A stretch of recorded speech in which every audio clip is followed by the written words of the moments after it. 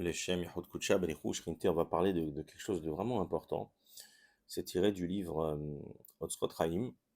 C'est un des livres fondateurs de la Kabbalah, du Ari Kadosh. On va pas rentrer dans des notions kabbalistiques, mais on va en 5 minutes, j'espère, on va définir des choses capitales pour comprendre un petit peu qu'est-ce qu'on fait dans ce monde en tant que juif. Alors il explique ici que on est dans le Sha'ar HaMalachim. Il faut savoir qu'il y a eu, le sens littéral nous dit qu'il y a eu 974 mondes qui ont été créés avant le nôtre.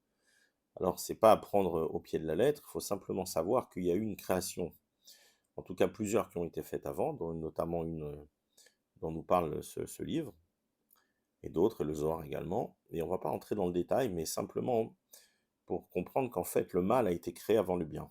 Voilà, c'est ça qu'il faut comprendre, que dans la mesure où le mal a été créé avant le bien, hein, alors et que le bien en fait n'a été créé qu'à partir des résidus de la destruction du mal. Donc ces mondes, ce qu'on appelle la brisure des récipients, à partir des morceaux en fait qui ont été brisés, ont été reconstruits et corrigés. euh, le monde spirituel, entre guillemets, qui est une partie du monde spirituel en tout cas, qui nous régit aujourd'hui, et qui est le côté des forces de la pureté. Voilà. Et il y a bien entendu au-dessus la lumière infinie, d'accord, qu'on ne comprend pas et qui dirige tout cela. Voilà. Ça va bien bien au-delà de notions de divinité, etc. C'est des choses qu'on peut même pas comprendre, sur lesquelles il n'y a pas de nom, il n'y a rien. C'est la lumière infinie du Créateur. Alors il nous explique ici alors depuis la création du monde, donc on parle en fait à partir du moment où ça a été réparé, d'accord, jusqu'à la fin du 6e millénaire. Je vous rappelle qu'on est en 5783, donc on est vraiment vraiment à la fin. Voilà.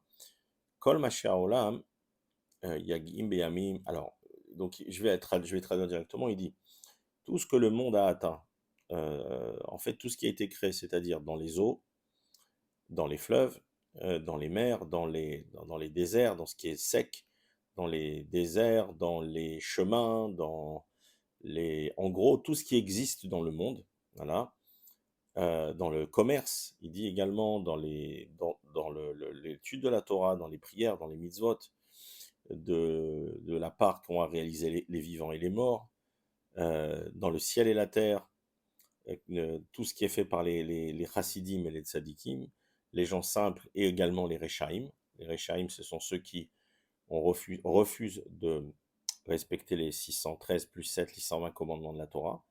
Donc tous ceux qui ont jeté le joug divin, qui ont refusé d'accepter leurs conditions de serviteurs et qui vivent pour eux, en fait, ceux-là sont appelés des rechaim.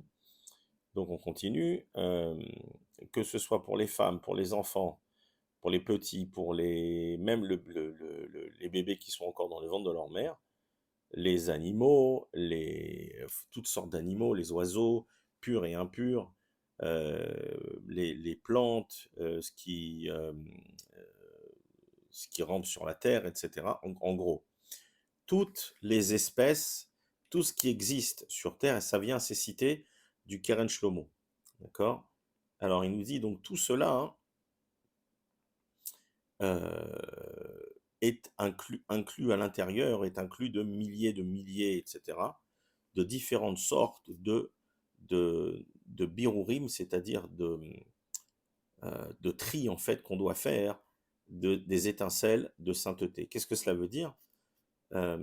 Et donc il dit qu'il n'y a pas aucune, il n'y a aucune création qui ressemble à celle d'après, à sa voisine. Ce qui veut dire qu'en fait, tout ce qui existe dans notre environnement, les acteurs sont tous, en fait, ils sont tous des acteurs, et dans chacun, hein, il y a un certain nombre d'étincelles de sainteté qu'il va falloir récupérer, qui proviennent de quoi? De la brisure des vases. C'est quelque chose de phénoménal, de monumental. Donc de ce monde qui s'est brisé, hein, avant la création d'une autre, ou la réparation en tout cas. Et donc, dans toutes ces choses-là, hein, il y a des étincelles à récupérer. Et chacune, elle a une utilité particulière, et chacune, elle est en nombre particulier, et chacune est différente l'une de la prochaine. Et il dit, Ve'akol uk delevarer, ou les taken et elu amalachim shenishberu. Alors il dit, et je ne vais pas traduire ça entièrement, mais on va dire que tout a été fait pour euh, réparer ce qui a existé donc avant le premier homme, avant Adam. Et donc tout ça s'est brisé, et toutes ces étincelles de sainteté qui avaient été réparées et qui ont été re-abîmées par la faute d'Adam et de Chava, alors tout ça maintenant a été éparpillé entre guillemets dans tous les éléments de la nature, dans les êtres humains comme on a dit, comme on l'a vu. Et donc maintenant il va falloir récupérer. C'est en fait simple, c'est-à-dire que si on imagine qu'il y a un monde, pas forcément physique, mais s'il y a un monde qui a été brisé en mille morceaux, quand on l'a reconstruit, bah, il y a un tas d'éléments qui appartiennent à différentes catégories de ce monde antérieur et qui doivent être maintenant corrigés. Ah, alors maintenant, il nous dit, mais en fait, on se pose une question, et c'est la question vraiment, c'est la plus grande question qu'on puisse se poser, une des plus grandes. Il dit, mais l'Amali, Askol Igira Azot, mais Ikara là, Ayatzech Leashber, Kede Leagia Harkar, et Kol Igia Azot. Il dit, mais en fait, quel était l'intérêt pour le créateur de créer ce monde euh, qui était en fait, on va dire, la racine du mal, qui était le mal, la clipa, les forces de l'impureté, de le briser pour ensuite nous donner à nous maintenant la responsabilité de réparer cela pendant un temps de 6000 ans. C'était pas plus simple de créer directement des choses finies, etc., plutôt que d'arriver à ce... Parce que c'est quand même un méga chantier, quoi. Alors il dit, Velachen Amar, Veine Ataram Leze, et maintenant c'est le Hari Akadosh qui nous répond dans le Hotzrot Achaim, et il nous dit, Veine Ataram Leze, Shelo Yatsu Asfirot Mitrila. Alors, Alderech Hatikun, il dit, pourquoi maintenant notre monde, je change un peu la traduction volontairement, et il dit maintenant pourquoi le monde, c'est-à-dire notre monde, n'a pas été construit directement ou créé directement, réparé, d'accord? Mais l'autre, et il dit, et s'il avait été directement, comme on l'a dit, construit, enfin créé, complètement terminé et purifié, il n'y aurait pas eu besoin de faire de 6000 ans de réparation. Alors il dit, Kikara Kavana Shela Enso Baruchu, Bashfirat Akelim, il dit maintenant là, quelle est l'intention du Créateur universel, la lumière infinie, l'infini lui-même, voilà, le Créateur, dans dans le fait qu'il ait brisé maintenant ces récipients, c'est-à-dire qu'il ait brisé en fait ce monde qui était le monde originel de la Klippa, des forces du mal. Donc on a commencé par le mal, comme on l'a déjà vu dans la Torah. Il y a eu Esav avant Yaakov, il y a eu Ishmaël avant Yitzhak, et il y a eu Caïn avant Evel, etc. Donc il dit les Otziv la Rasot Bechinat Aklipat Achitzonit. Il dit ce qui veut dire en fait, c'est d'abord de créer l'écorce qui représente l'impureté et l'extériorité qui est la racine du mal. Alors d'abord, en premier, ça c'était le but. Chez M Tzrichot Liot Barolam, qui est la tête Sachartov la Tzalikim Veronesh Larchaim. Chez Aya Atid Livro et Tatzalikim Betareshaim Barolam Azé. Donc il dit en fait, le but c'était déjà de créer dans un monde dans lequel il n'y a rien, d'accord? Il n'y a que la présence de la lumière infinie et la volonté du Ensof, de l'infini, qu'on ne peut même pas nommer, voilà, qui est le créateur universel, qu'on ne peut pas créer, qu'on ne peut pas comprendre.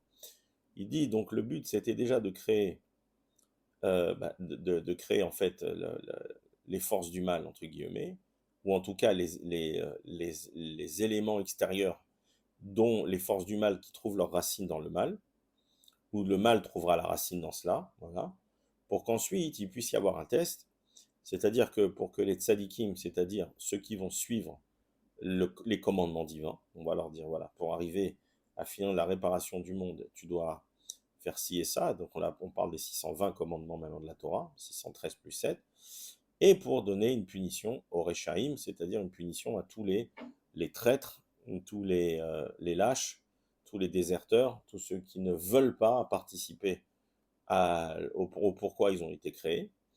d'accord, ce qu'on appelle Prikatrol Malchut Shamaim, tous ceux qui ont décidé de ne pas servir Dieu, mais de se servir eux dans ce monde, ceux-là, ils sont appelés les Réchaïm, et donc ceux-là, hein, ces mécréants-là, ces déserteurs, ces traîtres, ces gens qui travaillent contre l'humanité tout entière, alors eux, ils auront une punition.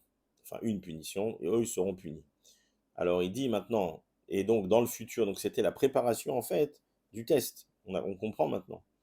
Et il nous dit, chez Aya Atid Livro et Tatsalikim Vetarchaim Barolam Azeh, Vachakar Otselomar, Achar Tikkun, ok, Vainu Shalede Atsalikim Enam. Alors il dit donc maintenant,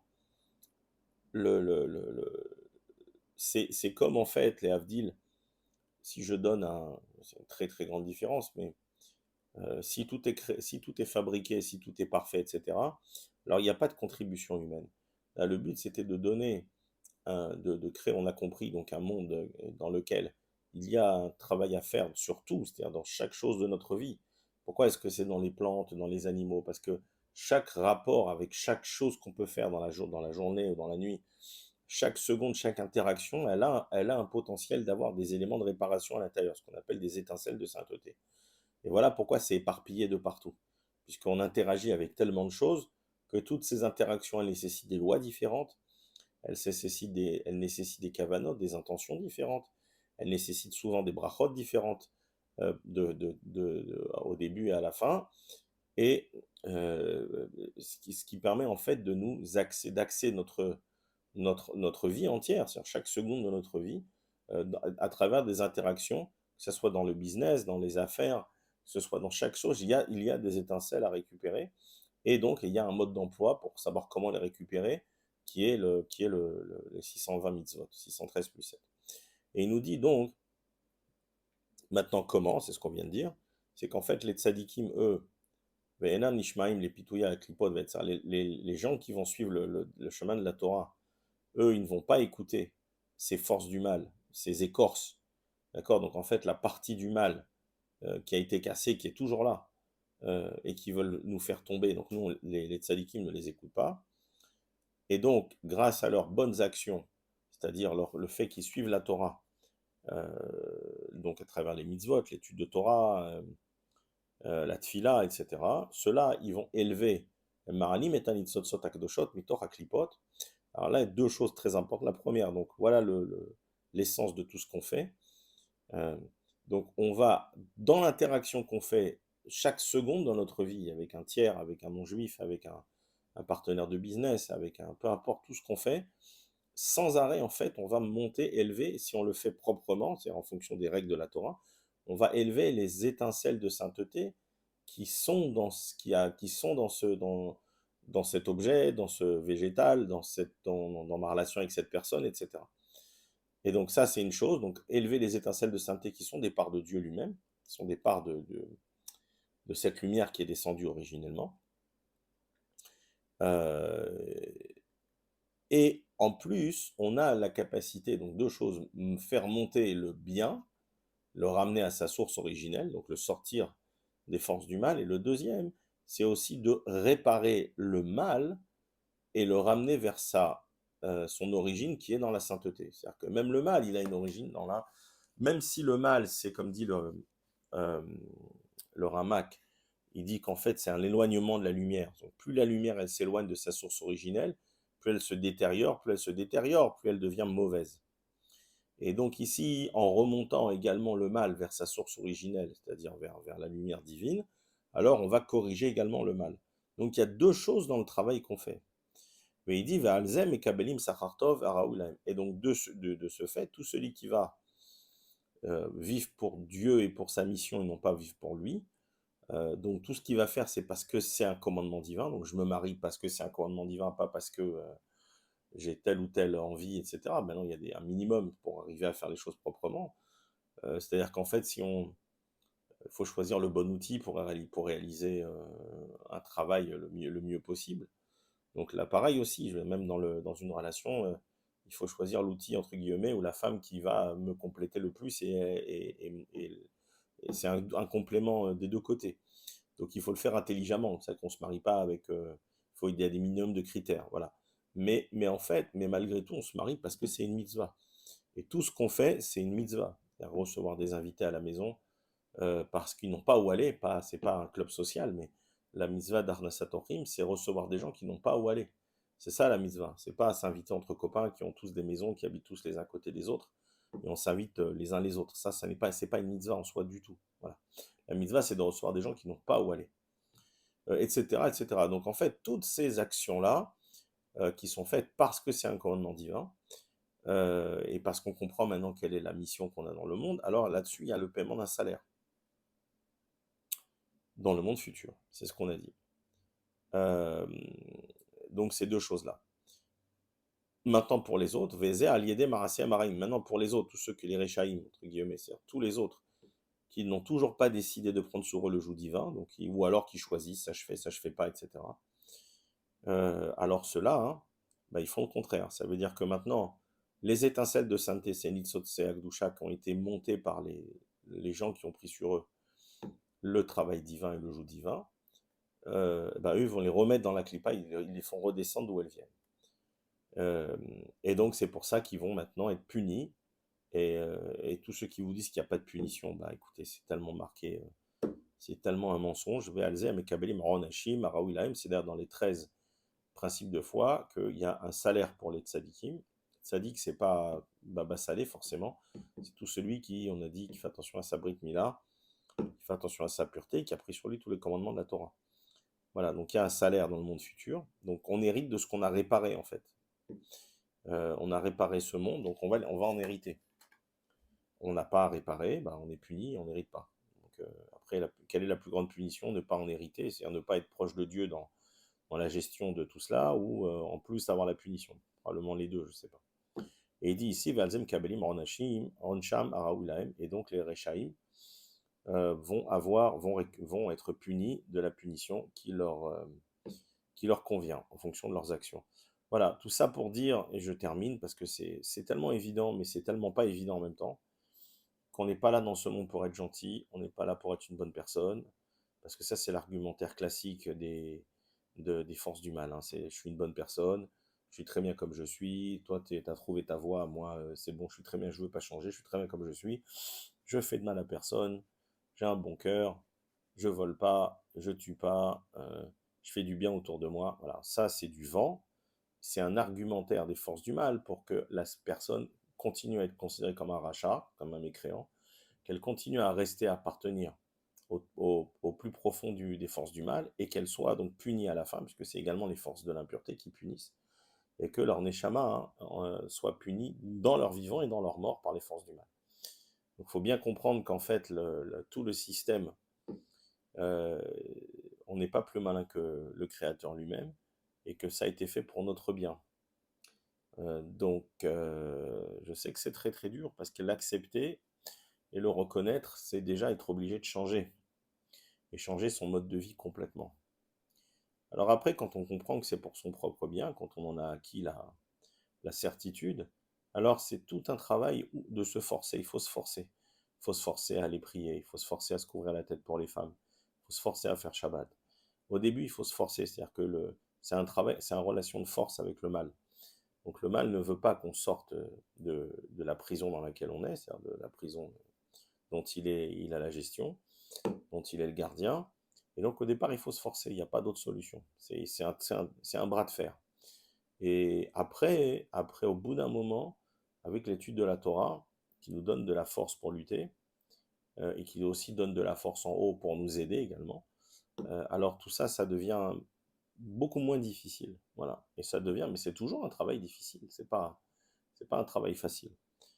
Voilà, j'espère que ça a donné quelques explications au pourquoi du comment, pourquoi on est là. Et pour terminer la dernière phrase, c'est comme le dit le Hari Akadosh dans d'autres textes, il le dit parce qu'au final, Dieu il veut être appelé Rachum Vechanun, il veut être appelé le miséricordieux et celui qui fait du bien et celui qui est miséricordieux. Voilà, je le traduis mal, mais c'est pas grave, vous avez compris l'idée.